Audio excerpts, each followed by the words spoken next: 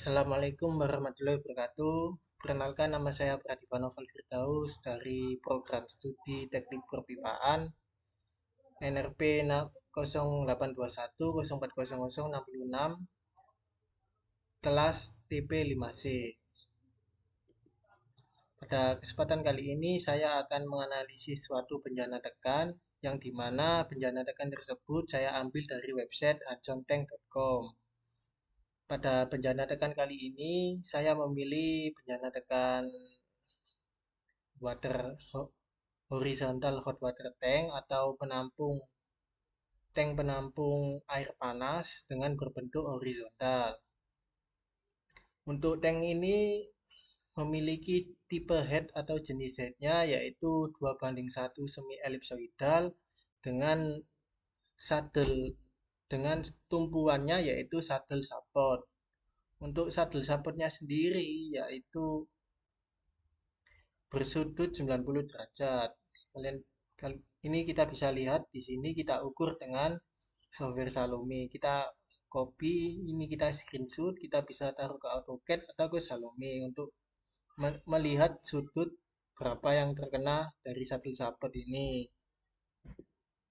Untuk datasheet yang pertama ada MAWP sesuai datasheet tadi yaitu ada 125 PSIG atau sekitar 861 Pascal. Untuk temperatur desain sesuai datasheet tadi 210 derajat Fahrenheit atau kita jadikan Celcius yaitu 98,89. Untuk tebal sel dan tebal headnya sama yaitu 0,205 inch yaitu setara dengan 5,207 mm atau kita bisa jadikan meter yaitu 0,005207 meter. Untuk diameter selnya yaitu 42 inch atau sekitar 1066,8 mm. Kalau kita jadikan meter yaitu 1,068. Untuk kedalaman headnya yaitu 11,3125 in dan untuk mm-nya yaitu 287,3375. Kemudian kita lanjut untuk model 3 dimensi. Untuk model 3 dimensi sendiri kita menggunakan software Salome. Nah, pada software kali ini kita bisa menentukan jarak supportnya, jarak diameternya, ataupun radius mayor minor dari pressure vessel tersebut. Dan pada software kali ini kita akan melakukan meshing juga. Untuk inspeksinya, ukuran objek diameter yaitu memiliki panjang 1,0668 atau setara dengan 42 inch, yaitu sudah sesuai dengan apa yang ada di datasheet. Untuk ukuran tumpuan yaitu ini ukuran lebar tumpuan, bukan lebar sudut dari tumpuan. Untuk ukuran tumpuan sendiri memiliki panjang 0,1016 meter atau setara dengan 4 inch. Untuk ukuran tumpuan sudut yaitu kita bisa lihat yang seperti saya tadi bicarakan, kita tambah garis bantu, kemudian kita inspeksi berapa sudut dari garis bantu tersebut. Hasilnya adalah 89,9 atau kita bulatkan 90 derajat. Untuk mesh 1, setelah kita menggambar model geometrinya, kemudian kita melakukan meshing. Saya di sini melakukan meshing dengan jenis quadralink mapping yaitu mesh hexa dengan nilai local length 0,02. Untuk mesh refinement pada bagian saddle saya kasih 0,01. Kemudian kita lihat jumlah meshingnya di mesh information yaitu totalnya ada 10.900-an. Kemudian untuk mesh kedua saya sama dengan mesh 1 tadi yaitu dengan cara algoritma tadi menjadi quadralink mapping. Kemudian jenis mesh ini yaitu mesh hexa dengan nilai local length yaitu 0,015. Kemudian yang di sebelah kanan yaitu jumlah meshnya dengan nilai lokal length 0,015. Ini ada tipe kesalahan pada tulisan kali ini. Untuk jumlah meshnya yaitu di mesh 2 ada 17.118. Untuk di mesh ketiga yaitu saya menggunakan sama mesh hexa, kemudian dengan nilai lokal length 0,01. Untuk jumlah mesh dari nilai lokal length 0,01 yaitu 36.200. Untuk dan mesh keempat saya pakai nilai lokal length 0,007 untuk lebih kecil lagi. Untuk jumlah mesh dari nilai lokal length 0,007 ini berjumlah 68.638 mesh. Untuk dan mesh terakhir yaitu mesh dengan nilai lokal length 0,005. Kemudian untuk jumlah meshnya yaitu sekitar 129.000. Kemudian ada sifat material. Untuk sifat material kita mengacu pada BPVC section 2. Untuk material jenis SA455 kita lihat pada tabel standar ASME BPVC section 2 yaitu mempunyai massa jenis 7750 kg. Kemudian untuk modulus elastisitasnya kita cari pada standar tersebut, kita cocokkan dengan suhu. Dengan suhu 98 kita temukan yaitu modulus elastisitasnya sekitar 197 kali 10 pangkat 9 gigapascal. Ini ada kesalahan megapascal. Kemudian ada rasio Poisson yaitu sekitar 0,30. Kemudian MA maksimum allowable stressnya yaitu sekitar 138 megapascal sesuai dengan standar. Kemudian thermal expansion coef-nya yaitu 1,2091 kali 10 pangkat min 5. Untuk material cell dan headnya yaitu sama yaitu SA455. Untuk pemodelan numerik yang pertama ada kondisi batas tumpuan. Untuk kondisi batas tumpuan kita setting dalam bentuk node yang artinya pada tumpuan tersebut kita atur pada support saddle-nya tidak bergerak sama sekali. Kemudian ada beban, kondisi beban. Beban yang pertama ada beban gravitasi. Untuk beban gravitasi kita bisa setting di Prepomax-nya pada bagian statik, pada bagian step, kemudian kita grid statik, kemudian di situ ada load. Setelah kita tambahkan load, di situ ada beban gravitasi, beban MABB, dan beban hydrostatic pressure. Yang pertama kita tambahkan beban graviti yaitu sekitar 9,81. Kenapa kok min? Soalnya beban gravitasi berlawanan arah dengan sumbu Z. Kemudian ada uniform pressure atau beban MABP. Beban MABP tadi yaitu setelah dikonversi 125 PSIG ke Pascal yaitu 861. Kenapa kok minus? Soalnya nanti tekanannya arahnya ke dalam. Kemudian beban hydrostatic pressure.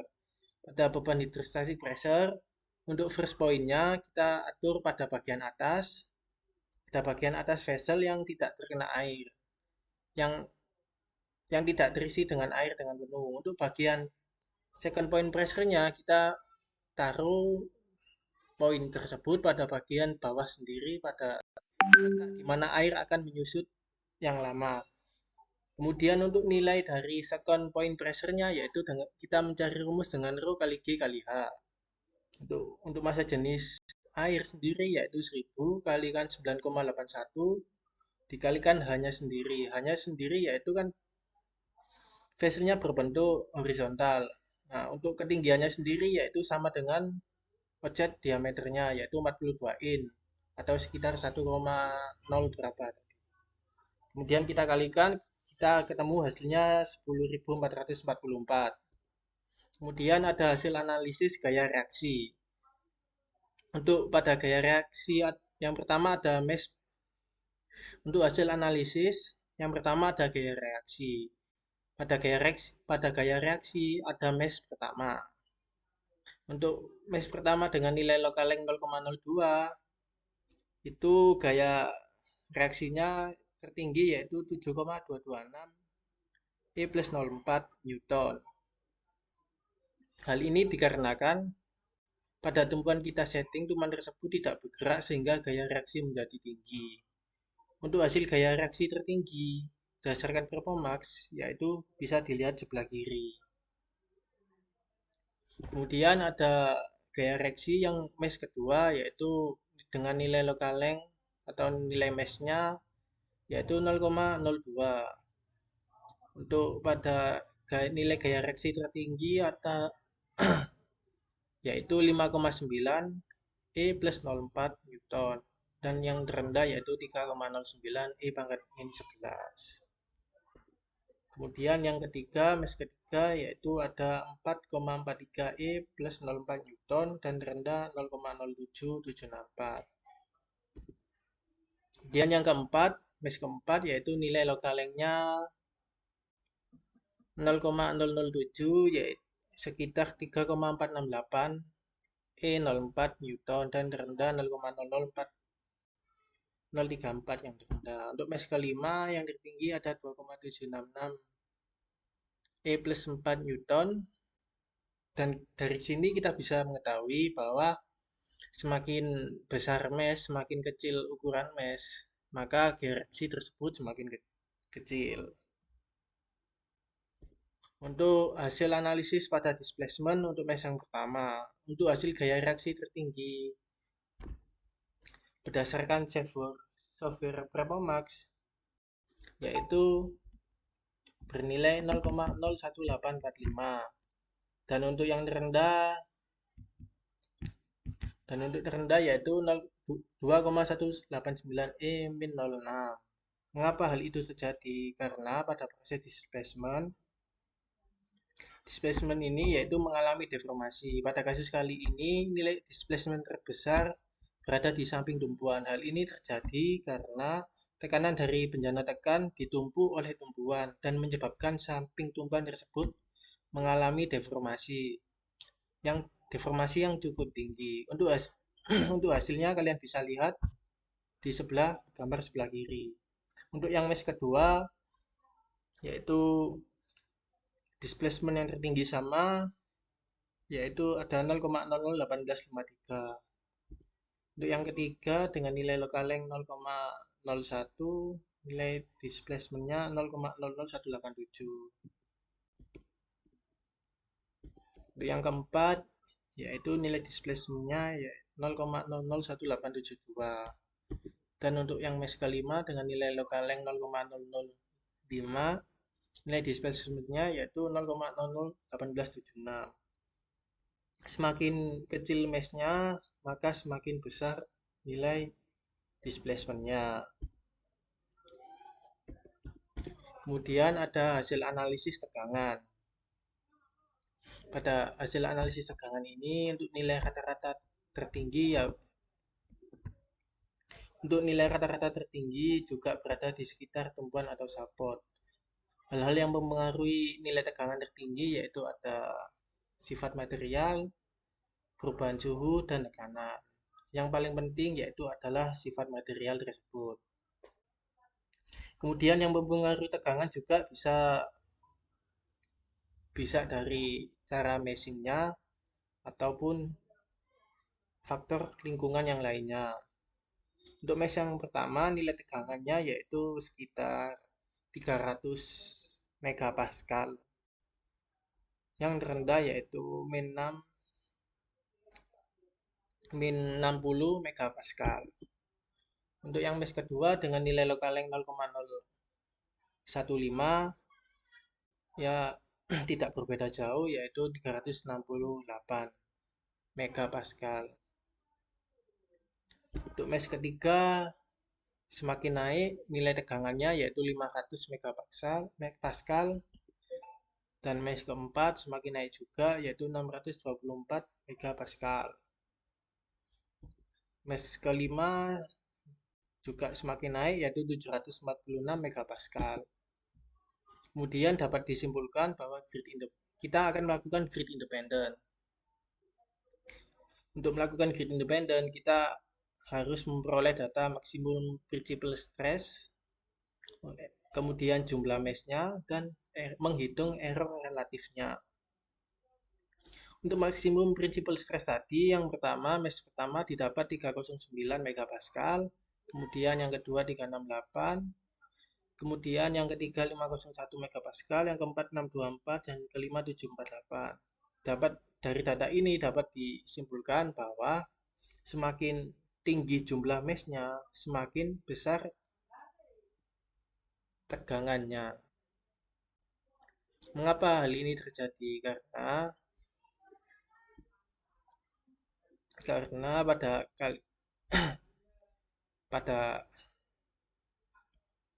grid independen untuk jumlah meshnya itu semakin kecil ukuran meshnya, maka semakin besar nilai stres yang akan dialami. Kemudian ada error relatif. Error relatif kita dapat menghitung dengan mengkalkulasikan maksimum principal stress dengan jumlah meshnya. Kemudian ada kesimpulan. Untuk mengacu pada standar ASME BPVC Section 2 Part D metrik, nilai maksimum allowable stress-nya yaitu 138 megapascal. Dan untuk hasil analisis principal stress tertinggi diperoleh yaitu mesh kelima yaitu 748 megapascal. Yang artinya dari kedua data di atas tadi dapat disimpulkan bahwa bejana tekan tersebut mengalami kegagalan atau mengalami kebocoran pada titik-titik akses yang ditunjuk pada software performance tadi. Hasil meshing sangat berpengaruh terhadap analisis elemen hingga mulai dari gaya, displacement, hingga stres pada material tersebut. Dapat diartikan bahwa semakin jumlah mesh tertinggi itu belum tentu semakin akurat.